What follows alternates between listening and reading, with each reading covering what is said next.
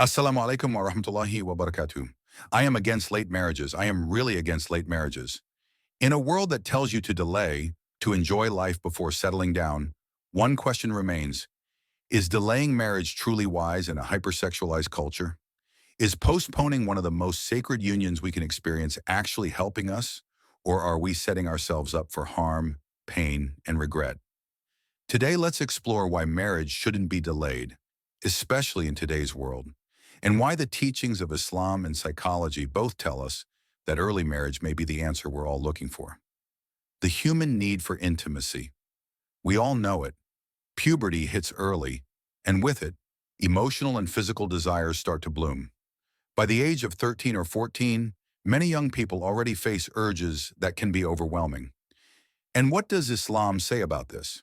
In Sahih al-Bukhari, the Prophet Muhammad told us, "O young men, those among you who can support a wife should marry, for it restrains the eyes from casting evil glances and preserves one from immorality." Sahih al-Bukhari 5066. Notice the emphasis on young men. This wasn't advice for later in life, but for now. This is a powerful reminder that desires don't wait for you to hit your 30s. Islam, acknowledging the reality of human needs, doesn't shame us for these feelings. Instead, it guides us to channel them in a healthy, halal, permissible way through marriage. Psychological impacts of delaying marriage. But what happens if we ignore this guidance? If we delay marriage because we're caught in the false belief that I'm not ready yet or I'll enjoy life first? The consequences are severe.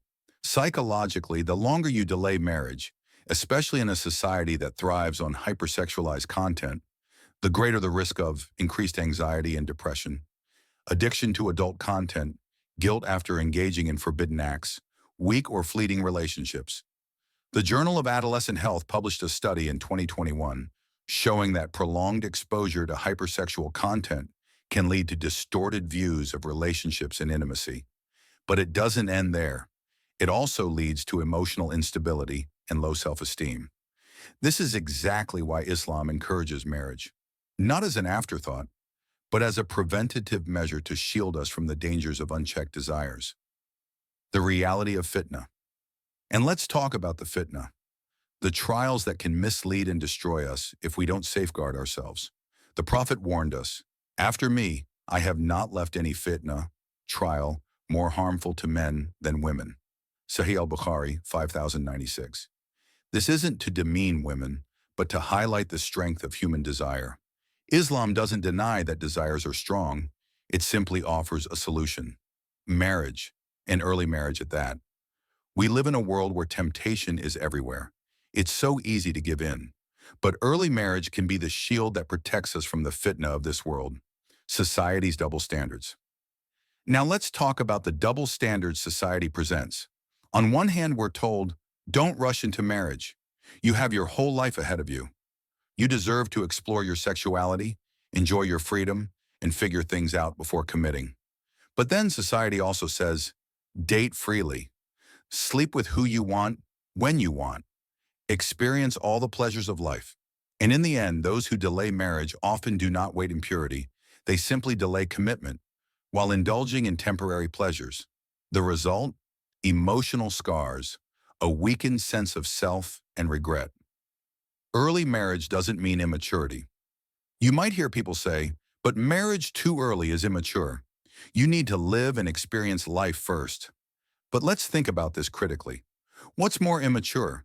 Facing life's challenges together with your spouse, learning and growing together, creating a future built on mutual faith and love, or indulging in fleeting pleasures, only to settle down later when you're emotionally drained, distracted, and full of regrets? Early marriage doesn't mean immaturity. It's about maturity through responsibility. It's about growing together, building a life together, and starting early to establish a partnership that will last, inshallah. Building stronger, healthier families. Now let's look at the positive impact of early marriage. When couples marry young and grow together, they have the opportunity to understand each other deeply, build a family while still physically and mentally vibrant, share their goals and dreams, navigating life's challenges side by side. This isn't just a physical union, it's an emotional and spiritual one. It allows for stronger families, deeper bonds, and a legacy of peace. It's in this union that we find true intimacy, not the hollow, fleeting kind that society often promotes. Islam provides a complete solution. In Islam, marriage isn't just a social contract, it's a spiritual act. The Prophet said, when a person gets married, he has completed half of his religion. Let him then fear Allah for the remaining half. Al-Bayhaqi, Shu'ab al-Iman, 5486. Think about that for a moment. Marriage is half of your faith. So why would you delay something that strengthens your connection with Allah, builds your emotional resilience, and enriches your life spiritually? Don't let the world trick you into thinking that delaying marriage is a path to freedom. True freedom lies in self-discipline. True peace comes from purity, and real love comes through commitment. Early marriage is not a burden, it's a blessing. It's a chance to build a life filled with love, stability, and a deep connection with Allah. So if you're ready, don't wait. Take the leap. Trust in Allah's plan, make dua, supplication, and move forward with confidence. Marriage at the right time is not something to fear. It's something to embrace. It is a gift from Allah. Remember, true strength lies in commitment. True joy comes from building together, from sharing faith, and from walking this life hand in hand with the person who completes you. So don't wait, build your future today. And please communicate with your parents. It's so important. In our culture, we don't have that friendly relationship between parents and children where kids can talk to their parents about their sexual needs. Like being able to say, Mom, I'm feeling like this, or Dad, I need to get married.